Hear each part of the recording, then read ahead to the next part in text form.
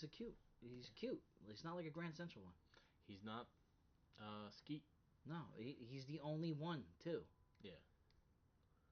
He's the only one smart enough to find And it. I told Christina, I'm like, yo, listen, second we see another one, that shit's gone. Yeah. Because that's what drew it here. I've never seen it before. Yeah. All right, we're ready to start. Yep. What is up, everybody? This is Mike, and this is another The MorphinCast by Red Cyclone Inc. I'm Rick the Mike. I'm joined by my partner, Tenacious T. I'm always here. And shout outs to Mike, our producer, and he always brings the cast up to speed. Today is a shoot the shit, but kind of a shoot the shit, but it's on the topic.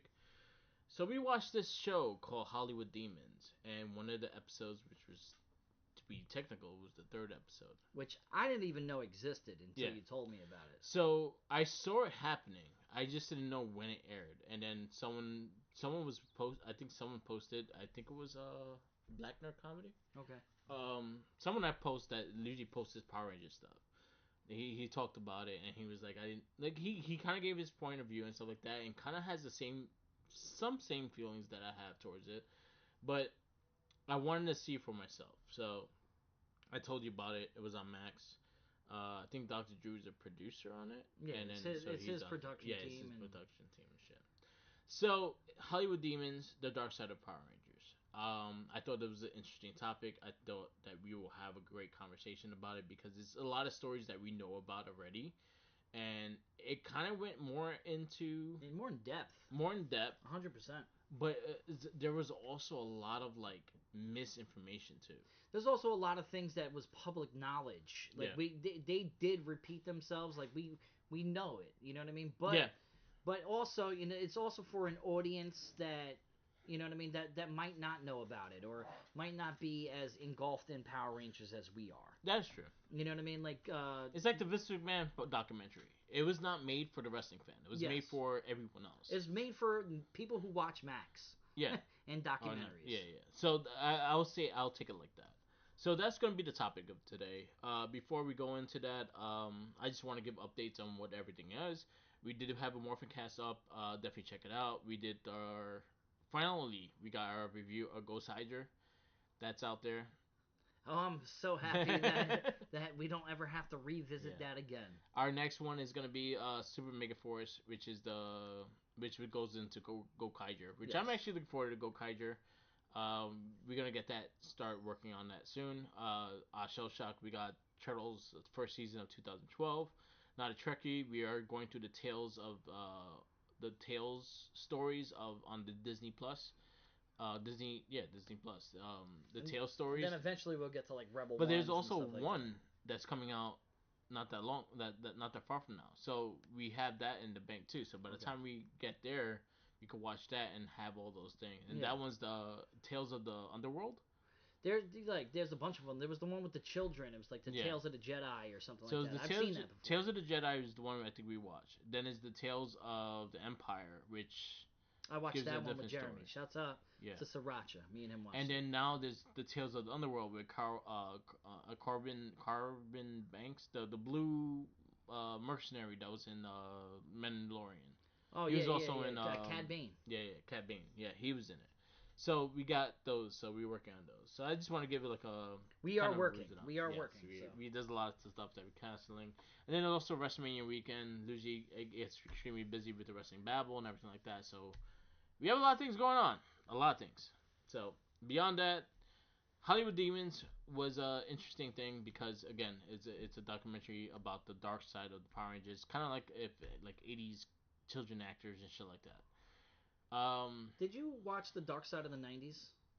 Yes. So with like, or it was like, I'm pretty sure it was on Max, but it was like talking about Nickelodeon and talking about like. Oh, you're talking about I forgot the name of it, but it was about like that dude that was molesting. Yes, but there was more to it. It was more of down the lines of all like the child actors of everything that was happening with like Saved by the Bell.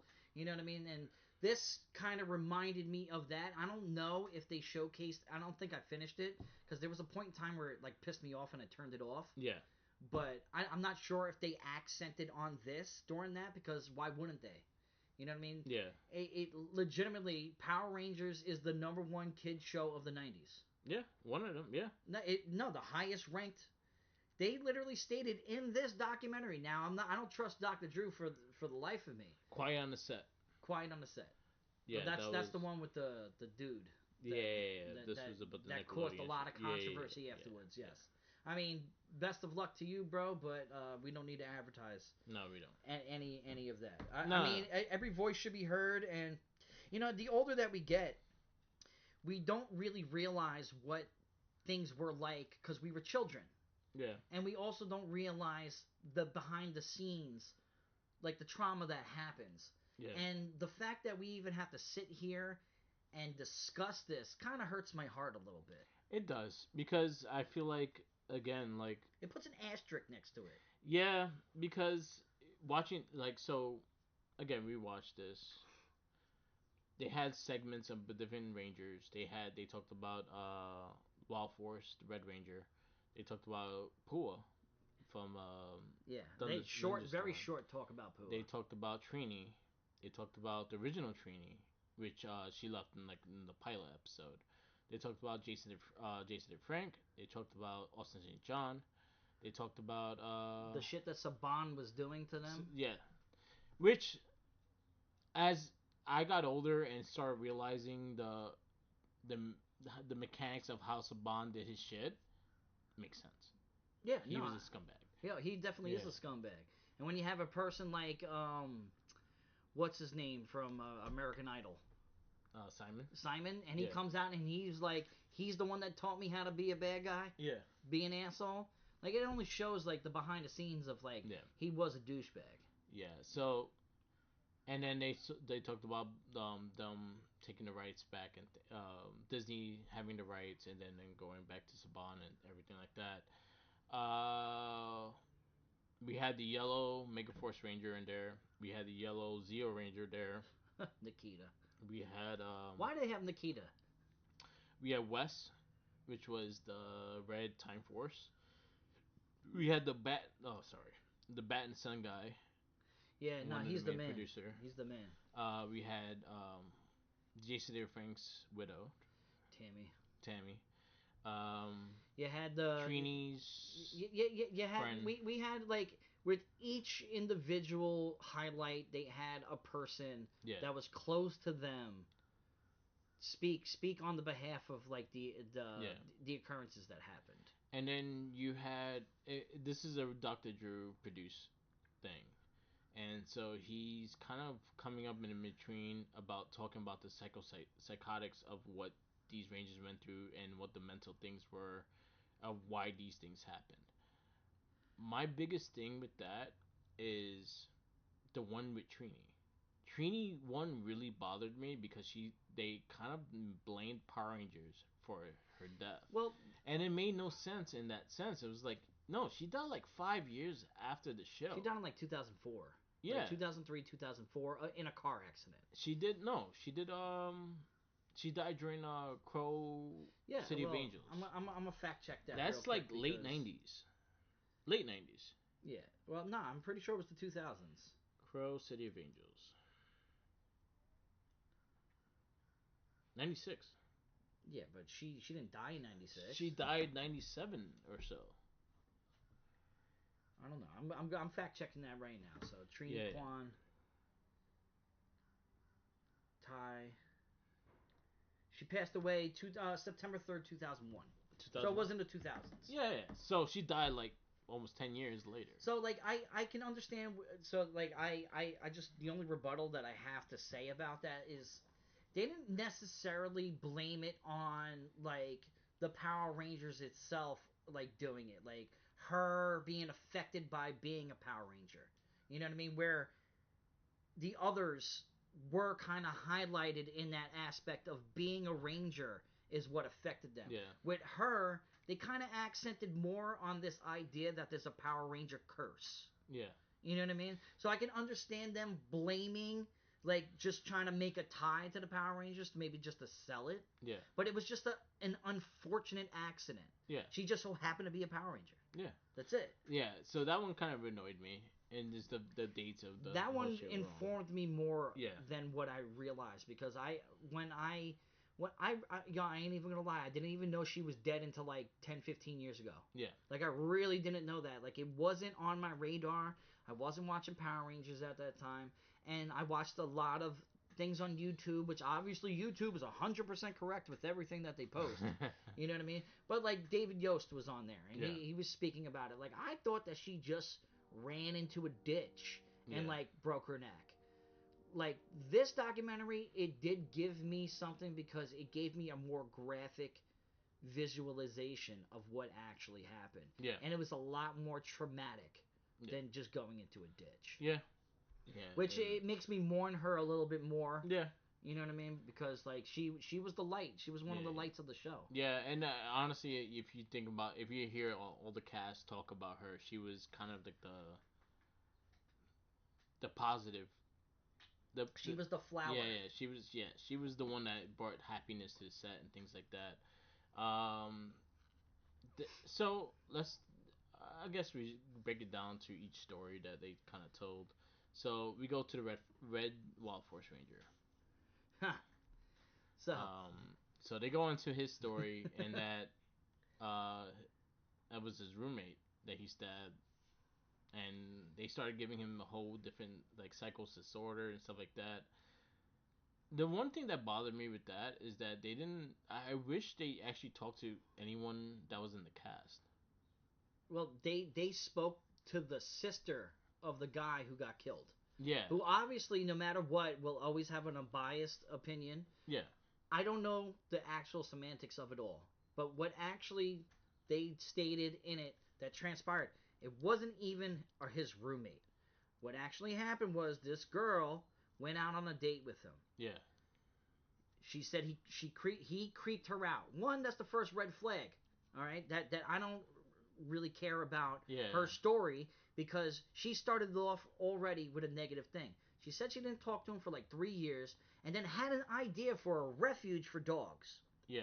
Where he can go and live on the property, and all he has to do is take care of the dogs. Yeah. He had his own place. Yeah. Okay, if the dude creeped you out, why the fuck did you do that? Why was he your first thought? First red flag about that story. Okay. Yeah. Second of all, was her brother had nothing to do with him until she told him to go and tell him to fucking leave. Yeah. Because he wasn't doing his job. Whether he was doing it or not, he was not the roommate. So I'm tired of hearing people say he was the roommate. He was not the roommate. Does it justify anything that happened? No. Yeah. But what happened was a scuffle. The man had a samurai sword, and he stabbed him. Yeah. And I'm going to be honest with you. With those pictures that they showed of his body, he did kill him. Yeah. There was no self-defense. He murdered them. I ain't going to stick up for him for shit. He fucking murdered them. Yeah, he murdered them. And as we know, because he's one of our top henchmen. Yeah. As Decker. Oh yeah, he was fucking awesome. In what, Ninja Steel? No. He was in he was the Wild Force Red Ranger. Samurai. Yes. And he was Decker. Yeah. And I ain't gonna lie, I can see it. Yeah. we can see that portrayed out in the character of the Force person that he was. But the way the show, like fucking Dr. Drew, bro. Yeah. He literally breaks down like the psychosemantics of what's going on in their head. Like, bitch, you don't know what the fuck is really going on. Yeah. You're a doctor of many things, but you're not a psychic, and you can't tell exactly what's going on in somebody's head. Okay? You can have every guesstimation that you want, but if you never lived it, your opinion don't fucking matter to me. It doesn't justify what he did. No, it doesn't. A man who was sticking up for his sister from what she said. Yeah. You know what I mean? Who knows what actually happened? But according to the actual case, he fucking killed him. You know what I mean? There's no way around that. Yeah. Like he actually killed him. Yeah. You know what I mean? But again, like the way he was trying to describe like his psychosemantics and stuff like that, I wish they had like at least the cast that dealt with him. Yeah. And not just the people that like beyond. Someone's gonna be biased. How about the girl that was with him, his girlfriend? Yeah. Why wasn't she tracked down? Yeah, but that was one that kind of really like. Again, I get that he did it. I get like the whole shit, but there's more to it, and I feel like they didn't give the story correctly. They kind of just made it one-sided. It really was one-sided, painting him as a monster. Yeah. Which neither here or there. He could be. Yeah. I don't know the guy. We don't know him. We know him from TV. That's it. We next thing was Saban. We kind of talked about Saban. We can have a whole cast on him. We know about Saban already. So I was explaining this because Jackie watched it with me. So I was explaining this to. Shouts out to Jackie. Yep. So I was explaining this to her. I was like, so the original person that wanted to bring Power Rangers to the States was Stan Lee. Bioman was the season that he was gonna bring to with the same lady, and then Saban teamed up with that lady to bring out Mighty Morphin Power Rangers. So that was that's where that came from. So his idea was pretty much what Stan Lee was gonna do, because what Spider-Man did in Japan, he got an extremely successful toy show in Japan. He tried to bring it over here, but it didn't work out at the time, which was like 1985, 1986. I love how they showcased how Saban became Saban. Yeah. Because that was something that I actually didn't realize. Like, he was obsessed with American shows. Yeah. And he brought it overseas, like MASH and like Dallas. Yeah. And obviously, as we know, that they have to do voice dub overs, they have to do a whole bunch of things.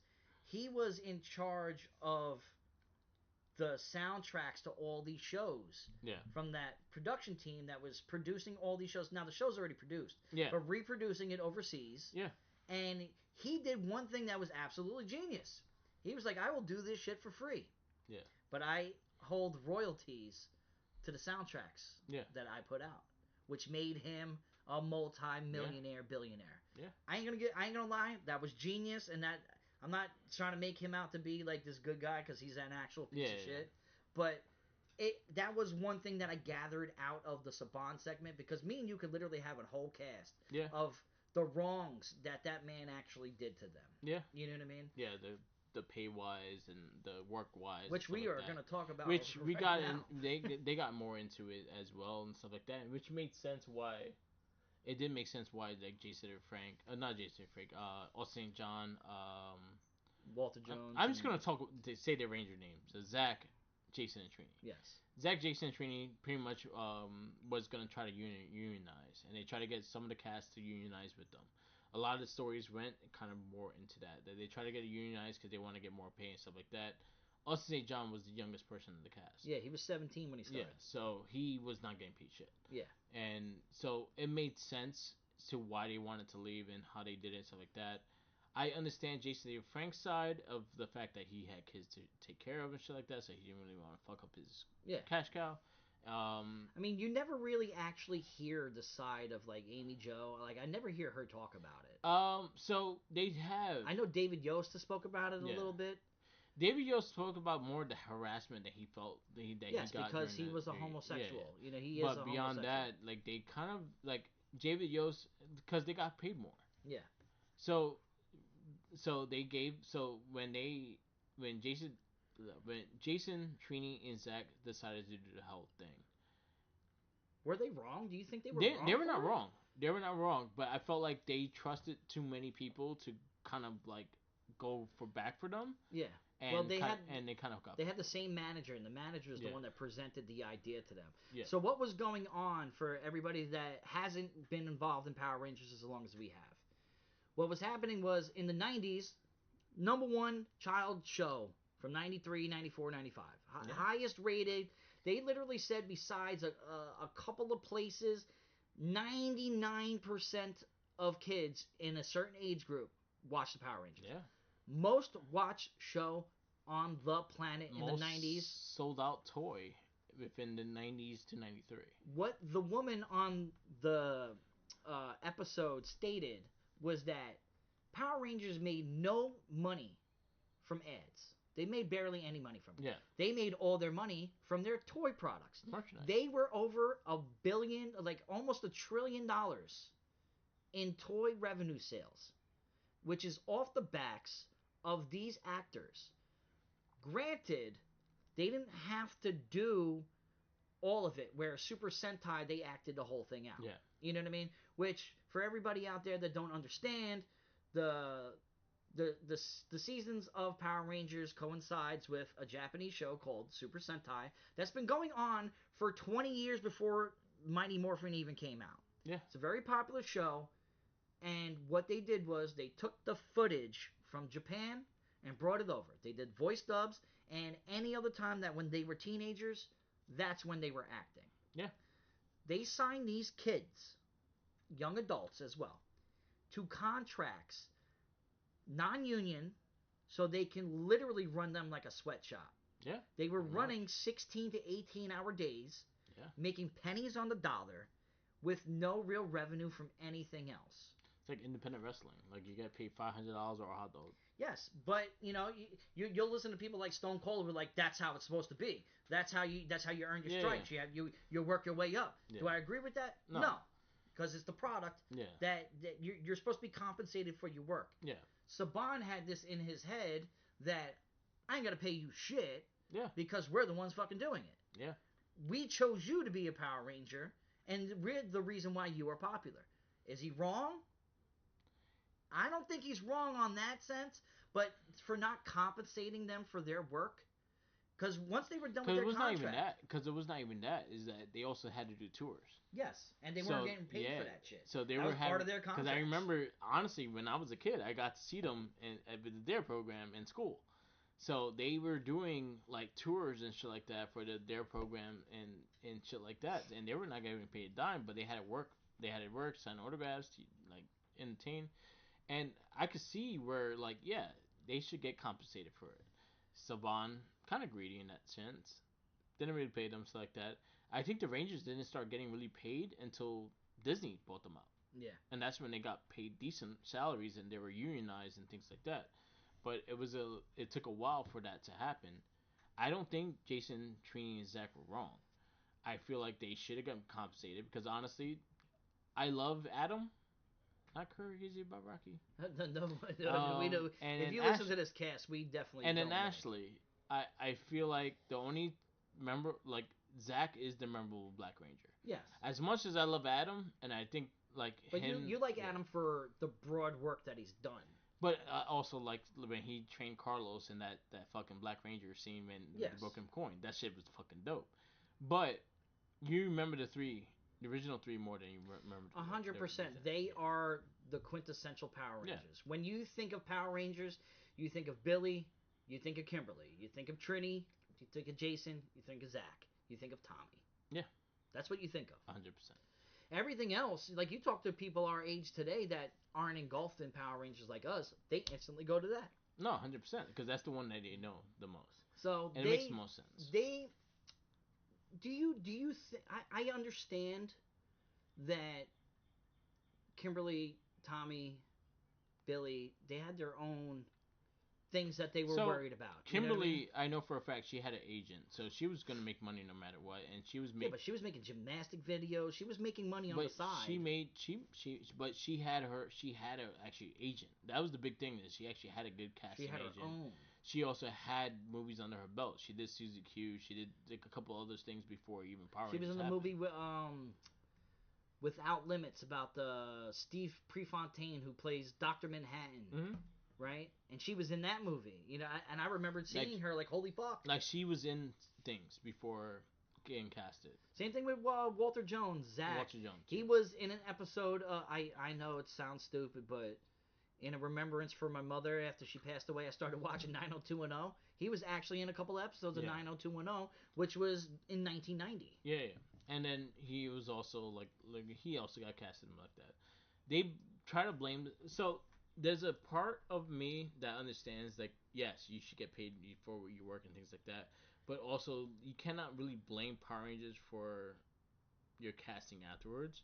In a way, it's just the fact that you're not really great actors as it is. It's a sitcom. It's a children's live action sitcom. But I'm saying is the fact that there's a line for if you have talent, there's a line that if you don't and stuff like that, or it's also a line that if you have a good agent and how they get you jobs and stuff like that, and maybe you did not have a great agent to keep you casted. Like they weren't winning Emmys. Yeah. Like individually. No, they were not. You know what I mean?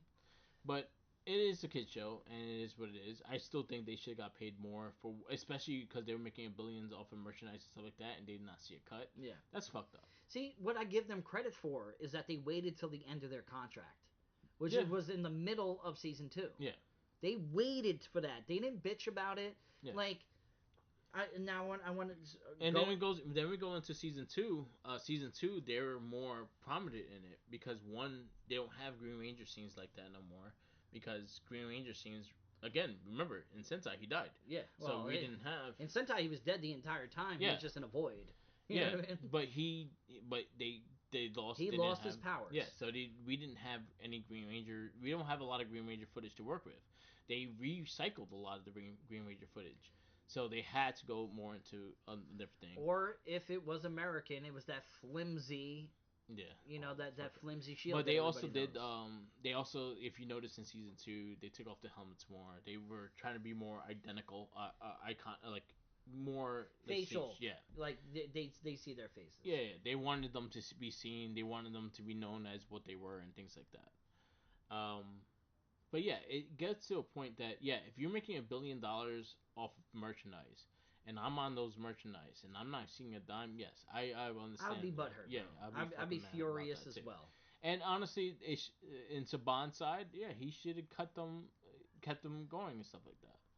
Well, you know, the guy had other ideas, but I will give him I will never credit this guy for being good. Yeah. But he literally did say anybody that started from the beginning can go as long as they want. Yeah. You know what I mean? The ones that stayed true. And they all eventually, ended up getting paid. You know, Jason David Frank, he's the most recognized. Jason David Frank, Tommy Oliver is arguably the #1 Ranger of all time. Yeah. He's been on screen for Power Rangers more than anybody else. You know what I mean? That man was compensated for his time throughout the years. But it took him a while to accept it. It took him a while to accept it because it didn't take him to. It took him to like early 2010s in order to accept it. Because before that, like, he didn't really do tours, he didn't do Comic Cons, he didn't do any of that, and he was trying to get away from the Power Ranger stigma, and then he realized that that's his bread and butter. Yeah. So he started doing cons. Child stars have a problem with getting out of that. Now, I revert back to, who is it, Rubio, whatever his name is, the one who played Carlton. Yeah, Carlton. Oh, Carlton. Yes, I forget his name. From Fresh Prince? Yes, from Fresh Prince. I just watched an interview with him recently where it comes to a point where you are truly, and the same thing with Zach Morris, Mark David Gosselin, whatever the hell his name is. Mark Paul Gosselaar. Yes, they have, the older you get, it's harder to cast for acting jobs because you're forever known as this one character. Yeah. So I can understand, and the same thing with Carlton. He said it. He's like, for years, it's like, I can never get a job because I'm painted as this and this and this. So it's like, without Power Rangers, what have any of them really done? Yeah. You know what I mean? Because they are painted in this image. Name a Zach Morris movie afterwards. He's been in a couple, and I've seen them. They were made for TV movies. He's on a couple of TV shows, but can you name the names of them? No. If you watch Rushmore.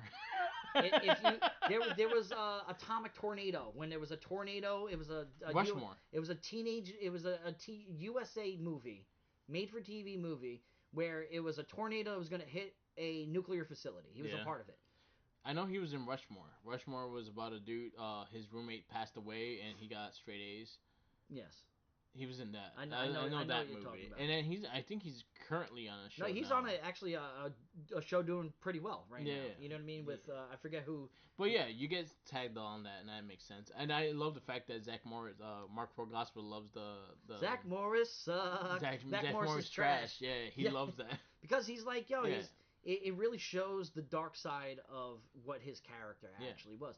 But being typecasted, so like we got to keep in mind, in the 90s, Comic-Cons weren't as commercialized as it is now. No, they were not. Nowadays, every single one of these Rangers has a opportunity to make as much money as they possibly want. Yeah. You know what I mean? Do they have to go put in the work? Jason David Frank was one of the biggest workhorses out there. He went to every single con. You know him. I met him. Yeah. You know what I mean? Like, we like. But he also tried to dabble in other things too, because he did do like fucking MMA. And no. He was in Family Matters. He was also. In There was a MTV show. Yeah. I was just gonna say that too. Fuck, I forgot. I can't think of the name. Like Uncensored or something. Yeah, it was about Naked or something. It's something like that. Yeah, and he was the boyfriend to somebody. Yeah. I know. I watched that episode. And he tried to hump everything. Yes, yeah. But you know what I mean. Like, but at the time, I do not blame these people for trying to make a living. The funny shit is the fact that like he still has the Tommy Oliver voice and the Power Ranger voice. He's like, oh, but we should make out and shit like that. And I'm like, oh god. That was the first time I saw him without long hair. Yeah. And I watched it. I literally watched that. You know what I mean? I wish we can literally Google the name of it, but I don't blame them, because at this time frame, literally up until about like 15 years ago, when Comic-Cons was like really buzzing commercially wise. Yeah. What real income were they talking? Look at Nikita. Now Nikita, who is a person that is on this documentary, who I don't understand is even like has any real voice in it. You were only there for a very short amount of time. Acting about how you were replaced. Girl, you were there for like a year and a half and then was replaced. You replaced Ashley. Okay? Like, you weren't even really there. You were not the second Ranger that came in. You wasn't.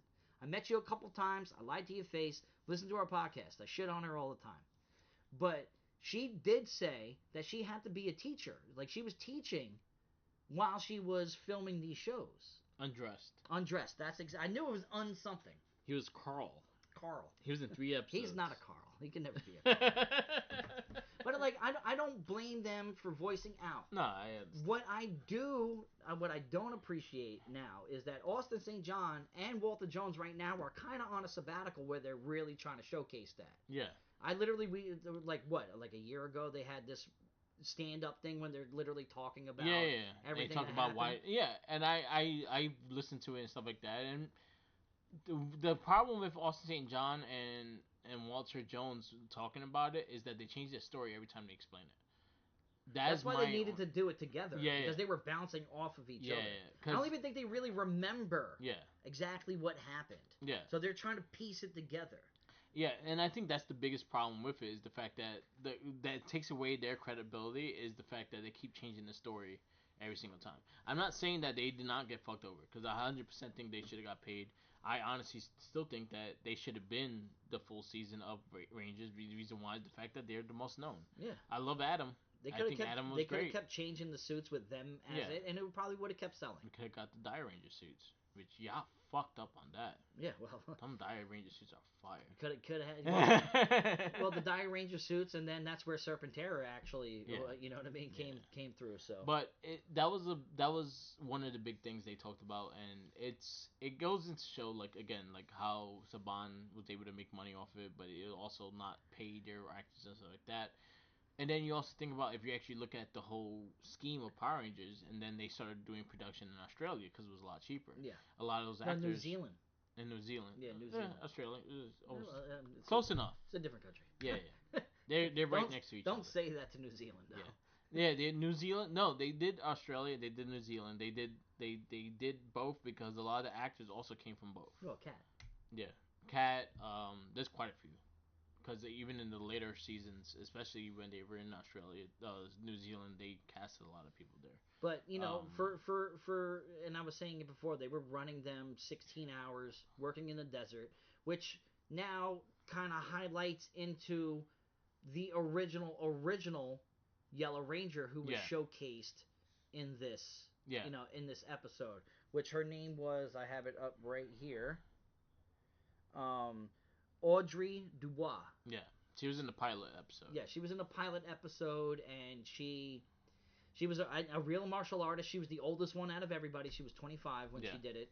And she literally quit the show because they literally worked them to exhaustion in the desert, and watched one of the people that were a putty have a heat stroke. Yeah. And then somebody here, now this is just going off what she says. It's the first time I've ever heard this.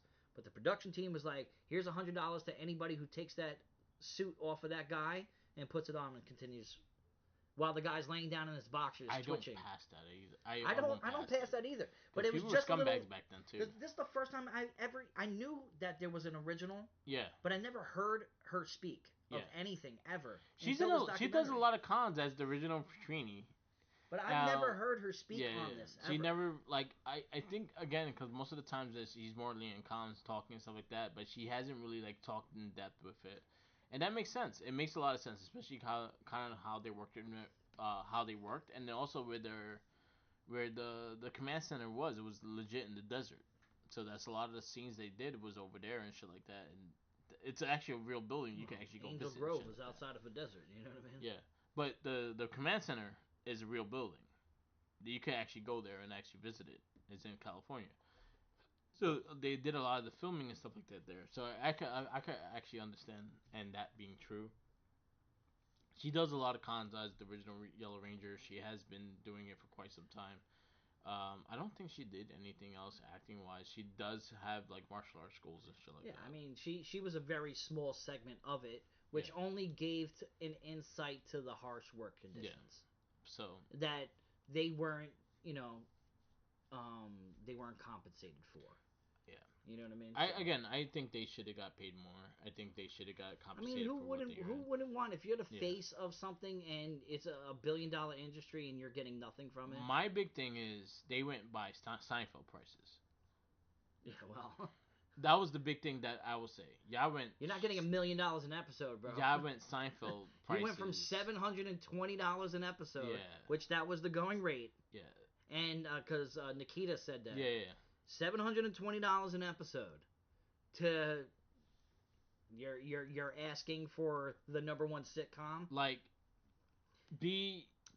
I get it. Meet in the middle. I mean, would you put Power Rangers up against Seinfeld as one of the most popular shows in the 90s? It was one of the most popular shows, but it only has a kid demographic, so that's kind of make it biased. Yeah. You know what I mean? Where kids is a small pocket of civilization where a majority of the world was watching Seinfeld. Seinfeld made most of their money off of syndication. Yeah, but it took them a while to do that too. Power Rangers. It took them seasons to get that money. But Power Rangers did not make a lot of money off of syndication. They made money off of merchandise. So it's slightly different in a way, but again, I would say what they were asking was not realistic. You want 100% raise kind of shit. You're going into $1 million. No, you're doing half the work. You're not doing the full stunts. You're not doing the whole shit. You're being filmed and stuff like that. So I can see it as the business wise, not wanting to pay them $1 million episode. They ain't gonna get that. Yeah. But a couple thousand, yes. I can see that. Even fit in all reality, $3,000 an episode I think is fair. Yeah, because that builds up to almost $100,000 the whole season. $3,000 an episode, I think, is a fair thing. There's 50 episodes. It was the second season was 55 episodes. Yeah. You know what I mean? They cut it short. Yeah. You know what I mean? That is good business. Yeah. You keep everybody happy. You grease the engine keeps going. Yeah. You know what I mean? Instead, they did an oil change. Yeah. That's really is. But there's a lot more we can continue to talk about. But there's a lot more things. All that. Into it. There's a lot more to this documentary. Yeah. That we need to because we can keep going forever on this. You know what I mean? But beyond that, our last take on it, they should have got paid more. Yes, 1,000%. And if you would have kept the core Rangers there, I would say if you would have kept them there, I think the show would have still been as popular. But I think the scene, the stuff that you were able to bring a Ranger back and have a big thing with them is cool as well. But again, it shouldn't have taken with Walter Jones.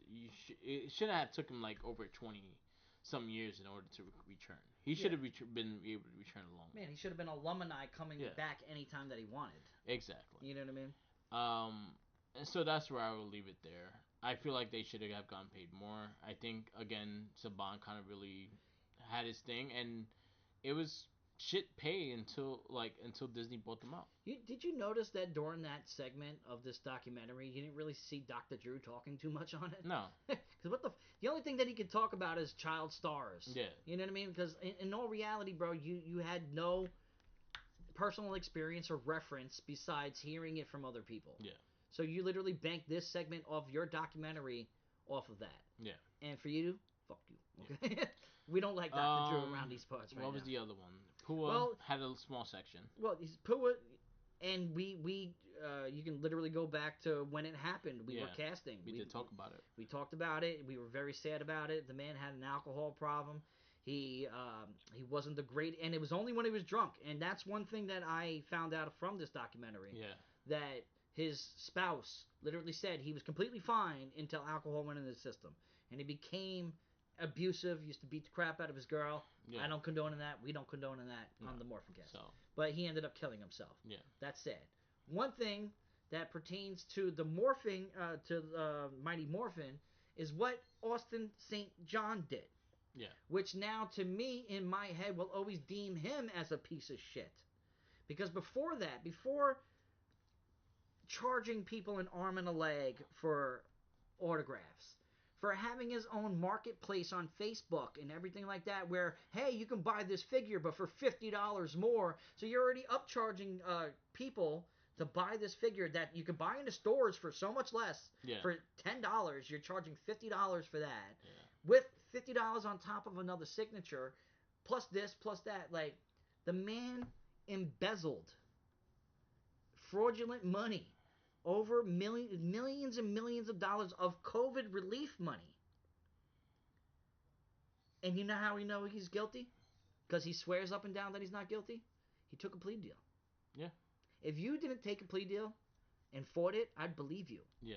But you took a plea deal to let it go away.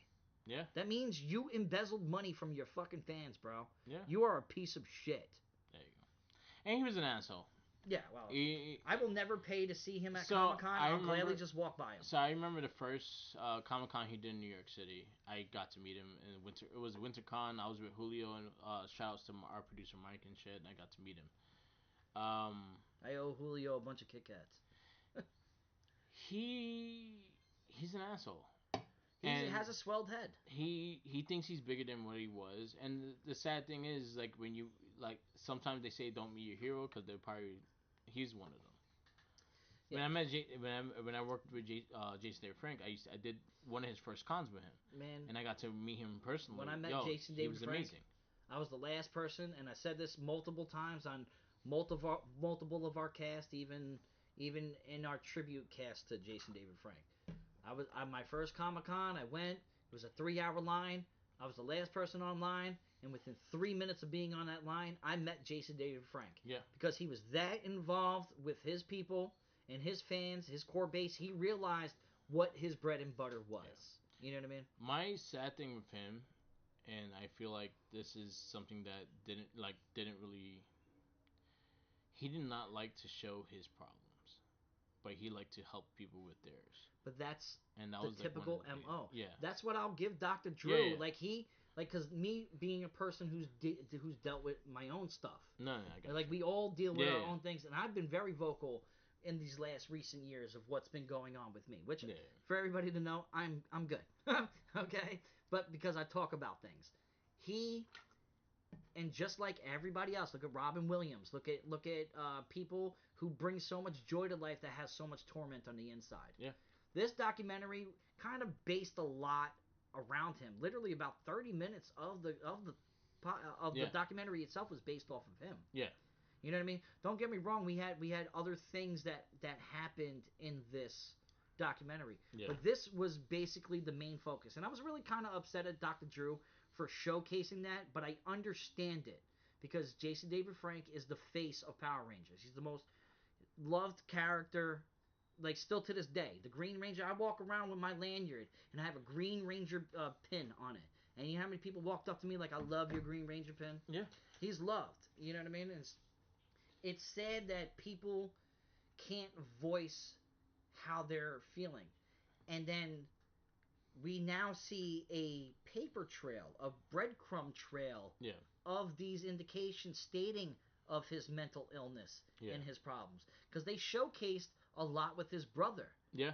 We knew that his brother wanted to be an actor. We know him from a couple of episodes of Power Rangers. I know that he died. I knew that he killed himself. Yeah. I didn't know everything else that that it showcased, which his wife, his baby mother, his wife, was the person talking during this. I believe her. Yeah. You know what I mean? Because she had nothing but joy when she was looking at the videos and the photos. Yeah. Like, you could see that she was genuine. There was no malicious intent, because why would she? Yeah. She had great memories with her and Jason. Yeah. So, seeing it unravel and rewatching the same things that I watched with him doing his videos in his car and stuff like that. Like, now, since the overall end happened, like, now I can actually see where it pieces together, where he was hiding it. What I don't fucking like is Tammy Frank hopping on, acting like they were all peaches and cream, because in reality they weren't. Yeah. There's multiple people, reliable sources. That's why I think Wes didn't want to touch in on that. Yeah. Because he was like, yo, he said a lot of shit to me. Yeah. And he didn't want to touch in on that, and he said no. He never talked about Tammy. I don't believe that for a second. I think, though, I like Wes the most. Like, Wes, I think, was one of the better ones, as in he kept things short, but he explained things. The Bat and the Sun dude. He was crying, bro. He was crying. Yo, he's the man. Shouts out to him. And we will get Legends of the White Dragon. Yeah. It's coming. He was the more, I will say, if they gave him more time to actually talk about it, I think he would have destroyed. I think he would have. I bet you he did, and they just edited it. Yeah, because I think he knows. I think he was working hand in hand with Jason and Rick. They were best friends. And they were working on that movie. They were doing a lot of things They together. did the superpower beat-ups. But then again, Wes was also a person that was very close to Tommy. They did a lot of the they had camps. They used to do the airlift. Yeah. The parachuting thing together. So there was a lot of people that were really close. And then Kara. Yellow. There was certain things with her that bugged the shit out of me too. Yeah. Like, don't get me wrong. Like, I appreciated her being there, but why was she actually there? Out of everybody in the world, why was she there? I think she was like, she was more for the more current. Yeah. Because she was like the most current Ranger that was on there. But she also talked about the Legendary when he came back as the Green Ranger, which was a big moment. Yeah. It was a big moment in Power Ranger history. Yeah. So I get that, and that experience and stuff like that. Yeah, because beyond that, the youngest Ranger there was Wes. Beyond that. Besides her. Yeah. That was on the documentary itself was Wes. Yeah. Wes was Time Force. So. And the sad thing is also they didn't really talk about the other ones that passed away that we lost and things like that. Like Ernie. Ernie. The original Rita Repulsa. Zordon passed away not so long ago. Warlord Zed passed away not so long ago. But they went to more of the Rangers did the fact but that that's not the Ranger curse though. Like that's not the Ranger curse. Like they presented onto Trini. You know what I mean? That's what the whole Trini part. That was the big shit with the Trini thing. It was like the Ranger curse. The fact that was like 10 years after. She had some movies. She had some things. For everybody, she was literally in the passenger seat of a car. They were traveling to California from someplace. Yeah. They were driving at nighttime along a rocky ass road next to a mountain. Yeah. The car swerved, fishtailed, smacked into the mountain, and the car tumbled. Yeah. I don't know why that's a Power Ranger curse. That's an accident. Yeah, it's an accident. Just because she was a Power Ranger, don't deem it in that. Yes, it's under the umbrella of people that we lost. Yeah. During, that were Power Rangers. But she wasn't murdered. Yeah. She didn't kill herself. She didn't have a drug problem. She didn't fall asleep at the wheels. Like, nothing. It was a genuine accident. Yeah. And fuck Dr. Drew. I mean, I blame her friend as well for what I'm about to say. Yeah.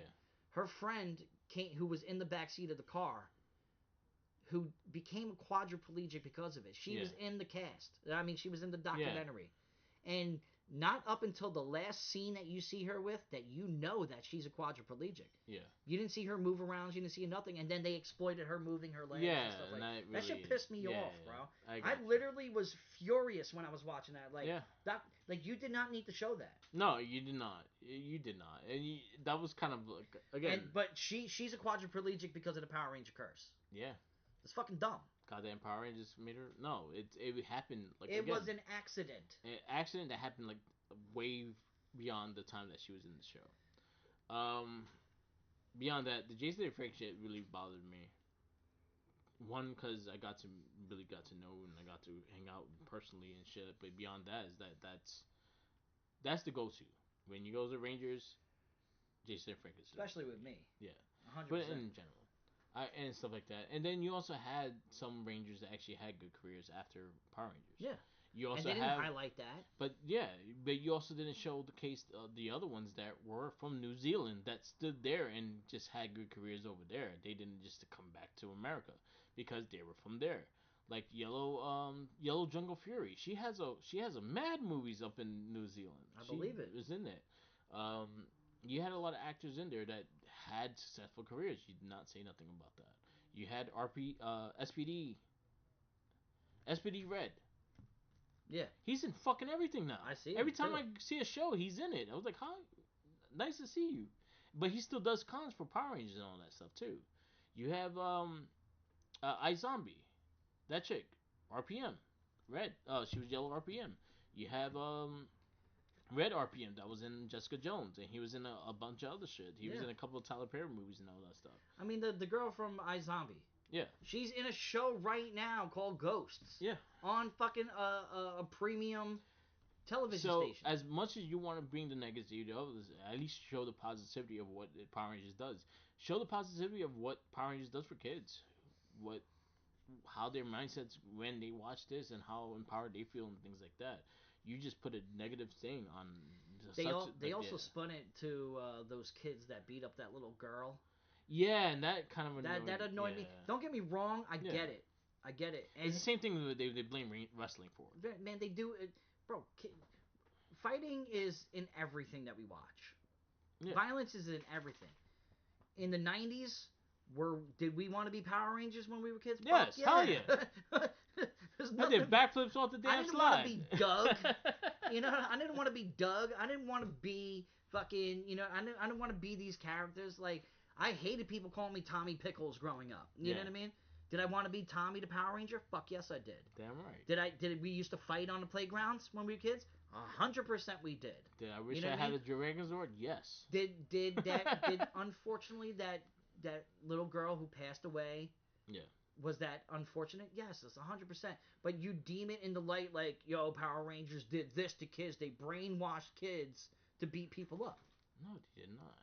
It's just any action fucking. If you put any action cartoon, they'll point fingers at. The big thing is like parents don't like to take the blame for their fucking kids. They like to blame everything else. Of course, it's not us. It's them. Yeah, and that's a big fucking problem because that was the same thing with wrestling. For the longest time, a lot of kids were getting hurt in their bedrooms. And wrestling also had like, do not try this at home. Well, guess what I'm gonna do? I'm gonna try it at home. But it goes into also like it just makes it sad the fact that they had to villainize things and stuff like that. But again, this is what the kind of show is. As in, like, seeing the previews of the first episodes like that, this is exactly what the show was trying to do. Is just villainize the things and kind of be one-sided into what it is. And isn't that Dr. Drew's MO, though? Yeah, that's pretty much what it is. His entire existence, career, legacy is off of other people's pain. Yeah. Has he done good in the world? Probably. I'm pretty sure he has. I think that when he started off, his intentions were good. Yeah. Because he was an actual real therapist and stuff like that. You know what I mean? I get that. But, like, you are now, like, showcasing trauma to the world for your own personal benefit. Yeah. You've never dealt with it personally that I know of. Yeah. You know what I mean? I don't know anything. Maybe one of these days there'll be a documentary about the fucked upness of Dr. Drew and Dr. Phil and all these damn doctors who are on TV who literally are glorified for bringing the trauma of other people out. Yeah. They showcase Jason David Frank's mental illness in a way that I want to smack Dr. Drew in his face. Yeah. I was better off not knowing the things that I know now. Yeah. I'm gonna be honest. Like, don't get me wrong. I'm intrigued by it, but once he showcased his toxology report, it really hurt my heart. Yeah. Because I didn't ever see him in that light of being a drug addict. Yeah. Because he never painted himself as that. A lot of the drugs were for disorders that he was having. Yeah. Of course, they break it down to having bipolar syndrome because that's the scapegoat for everything. Yeah. But, he had cocaine in the system. He had alcohol. He had this. He had that. You know what I mean? Like, I was like, wow. He is just like everybody fucking else. Yeah. But only because he is Jason David Frank that now you have a documentary to put out. Which was the whole fucking showcase of the documentary. Yeah. And the sad thing is they don't showcase the good he has done, or the fan base he had, or the people that used to come, things like that. They did showcase the dude that was trying to kill his ass in the Oh my god, that was a big one, bro. That was a fucking retarded one. Because I've never seen that interview with him inside the room with the detectives. I never seen that. Yeah. I knew what he did. Yeah. But I was like, wow. He's like, no, he's a cocaine dealer. He's a drug addict. He's this. Yeah. He's not a Power Ranger. He's like, if anything, he's definitely not a Power Ranger. Like, that boy. Yeah. But they gave him 25 fucking years in a mental institution and didn't hurt a single person. Yeah. I mean, don't get me wrong. He needs help. Yeah. Dr. Drew even said it. He was like, yo, normally people like that are like 6-7 years. Yeah. They threw the book at this dude. Yeah. You know what I mean? Don't get me wrong. Like, God forbid it happened. Yeah. But that boy walked in with an arsenal. Yeah. To kill Jason David Frank. And a very small. If I was Jason David Frank, I'd be scared, but I'd be flattered as a motherfucker. Yeah. Like me, out of everybody at Phoenix Comic-Con, you want to kill me? Yeah. But sad shit that happened, stuff like that. But does it take away from what we're doing with the MorphinCast now? Does it take away? Is a conversation when I watched this stuff like that? This is a conversation we're gonna have because this is actually something that we really like showcases the whole thing that we've been watching, and it makes it sad in a way, especially with Jason and Frank and stuff like that. Again, when you meet your heroes and stuff like that, they seem like your heroes still. But when you start seeing the little sides, like, yeah, he's human as well. And accept people that they are human as well. Because, again, we all fucking make mistakes. We all fucking dealing That's with the point of life, man. It's learning, living, and loving. Everyone deals with depression. Everyone deals with that. And then, again, Tammy coming in acting like she didn't do nothing but be part of it. And she had a lot to be part of it. Honestly, there's documents, there's a lot of good sources and a lot of good documentation and everything like that she had a big hand in it. Listen, her daughter even said it. Okay? Yeah. Her daughter said it. Yeah. A lot of his problems were pertaining to their relationship. Yeah. She was perfect. She literally said it, and it made me laugh. Yeah. I swear it made me laugh so bad. She's like, we were doing this, we're doing that, gave him lots of sex, and I'm like, why'd you even have to fucking say that? If you watch her during that interview, she's looking all over the room. That's a guilty person. She's hot. That's a person with a guilty conscience. Yeah. She's probably coked up. She probably had all that shit inside of her system as well. Yeah. You know what I mean? Like, they had the best night. We rocked out at this bar until the lights turned on. We went inside the hotel. He was going to go shower. I was going to go get something to eat. It's 2 o'clock in the fucking morning. Yeah. 3 o'clock in the morning. Yeah. I doubt. Like, there's a lot of things. Hearing all that shit, it makes me think of his final moments of what he was trying to think of, what he was thinking of in his head. And I'm going to be honest, if he was here today, he probably wished that never happened. It was probably a momentary thing, a burst of emotion that overcame. Yeah. And he went out the same way that his brother did. And it's sad. You know what I mean? Yeah. It's interesting. But, again, it is what it is. Anything else in this thing you want to talk about? I mean, what else was in the thing? So we went to that. We went to the Wild Forest and standing. We like that. All St. John stuff. But beyond that, there have been careers that they have benefited from being Power Rangers, or they just found work beyond Power Rangers and stuff like that. I get excited when I see a Power Ranger in a show and things like that because hey, he was a ranger. Like I know him. Like that. Yeah. Holy shit! Look. Yeah, but it's a sad thing too. It shows a lot of like what Saban did and how kind of scummy he was with like the pain of the talent, things like that. Even though they're doing half a show, but yeah, it's still you still gotta pay a person a decent wage and shit, and that's a sad thing. I wish it was a bit more positive. I wish it was had a bit more It's things. not But designed it to is be what it is. positive. No, but exactly, I get you. But beyond that, it is what it is. Are we still going to be reviewing these? Hell yes. Of course. We're still going. Does the legacy of Jason David Frank change in my head? Absolutely not. If anything, I'm more connected to him than ever. Yeah. Because it's just it. Shows Austin St. John, you're an asshole. Yes, the dude who played Decker, you did murder that guy. Yes, you did. Trini. You were awesome as Decker, though. Oh yeah, 100%. And he only did, bro. He had a 6-year. It got reduced to manslaughter. Yeah. 6 years he had to do in jail, and he only did 3 for good behavior and got out. So you murdered a dude in cold blood and got away with it. Some people would think that's gangster. Yeah. But I think that's just sad. Yeah. But Saban's an asshole. Jason David Frank, R.I.P. Austin St. John, you robbed your fans. Yes. Walter Jones, stop hanging out with that dude. All right? You're better off without him. Get a new finger. He can't. He said that's happened since he was a little kid when that happened. Yeah, he did to explain that. He lost his finger when he was a kid, bro. Yeah. All right. I guess we wrap this up. We had an hour rant on this cast, and I think it's good enough. This is MorphinCast. Follow us on everything. I am Mark the Mike. Follow me on Instagram, Tumblr, Twitter, YouTube, SoundCloud, Twitch, and TikTok, all Mark the Mike. Follow Recycling Inc. on Instagram, Tumblr, Twitter, YouTube, SoundCloud, and WordPress. Also follow Tenacious T. Yeah, you can follow me at the Real Tots Guwap on Instagram. You can also follow me on Twitter. I forget my Twitter name, to be honest with you, because I'm only on it for gambling now. Ladies and gentlemen, gamble responsibly, okay? But always a shouts out to Game On, retro video game store based out on Long Island at 3 separate locations, one in Miller Place, one in Patchogue, one in Smithtown, satisfying all your retro video game needs. Also go and check out, if you're on the island, Game On Retro Video Game Arcade in Lake Grove and in Riverhead. I celebrate my birthday there every single year. We always have a blast. Fun for all ages. Yes. Your Twitter name. My Twitter name is Tita Gun the Ilson. It's a lot. It's a lot, and a lot of underscores. The man with many names. Yeah, we'll be back for a MorphinCast. We'll be reviewing Mega Force. That'll be when we get to cast. Again, we have. I'm excited for Gokaiger though. Yeah, me too. Just because of that movie. Yeah. Because they look smooth, and I'm like, I kind of want to watch this. So. It's fun. It's a fun. So I did watch the first 30, and then I stopped. And the first 30 was fucking great. The returns of what the Rangers they had were fucking great.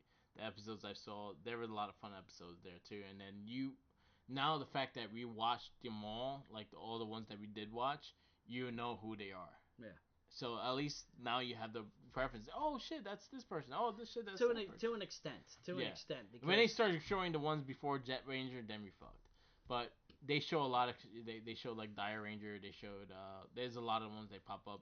Jetman has one episode as well, which is probably one of my favorite ones. So yeah, I'm looking forward to that. So MorphinCast, we are working on Super Mega Force and Gokaiger. Those will be the next 2 episodes.